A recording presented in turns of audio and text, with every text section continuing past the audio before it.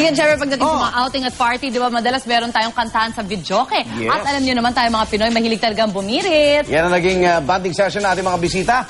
Ngayong umaga, father and son tandem ni na Eco Claridad at ng kanya amang si Rafi. At ang hilig nila ibirit po, Bee Gees! Panoorin natin to!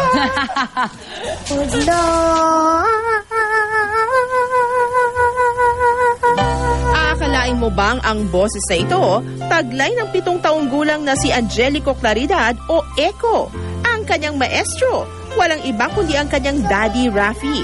3 years old pa lang daw si Eco. Nagsasanay na to sa pagkanta. May fanbase na nga ang mag-ama dahil sa in-upload nilang version ng duet nila ng mga kantang pinasikat ng Grammy at Hollywood Walk of Fame trio na Bee Gees.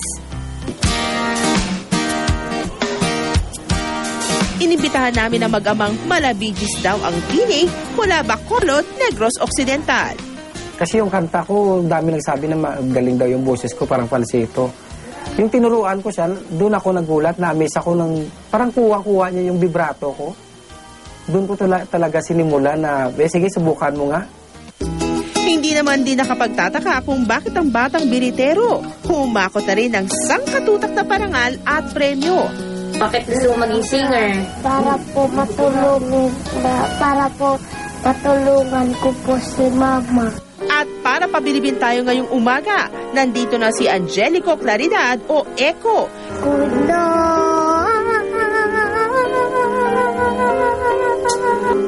Love. The heartache lives on inside. Oh, everyone's the one you bring it to instead of being true now. And where are you now? Now that I need you, tears in my pillow. Wherever you go, I'll cry a river that leads to your ocean. You never say we're falling apart, and I work to a broken heart. It's just emotion that's taking me over. Tied up in sorrow, lost in my show. But if you don't come back, come home to me, darling. Know that there be nobody left in this world to hold me back. Nobody left in this world to kiss goodnight. Good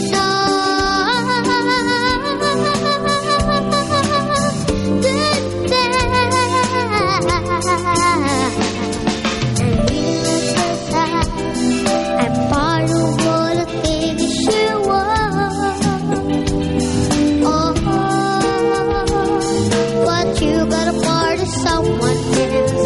You got your fire to share the star. And where are you now? Now that I need you, tears in my pillow. Wherever you go, I'll cry a river that leads to your ocean. You never say we're falling apart, and a word to the broken heart is just emotion that's taking me over. Tied up in sorrow. Okay. Eco!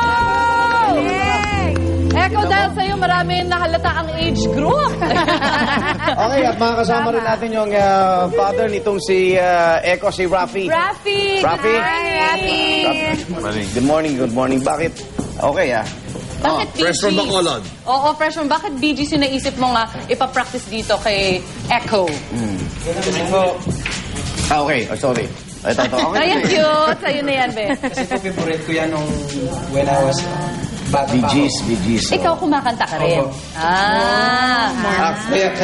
Kaya Eco kasi umi-echo. Bee Gees. Sa'yo. No.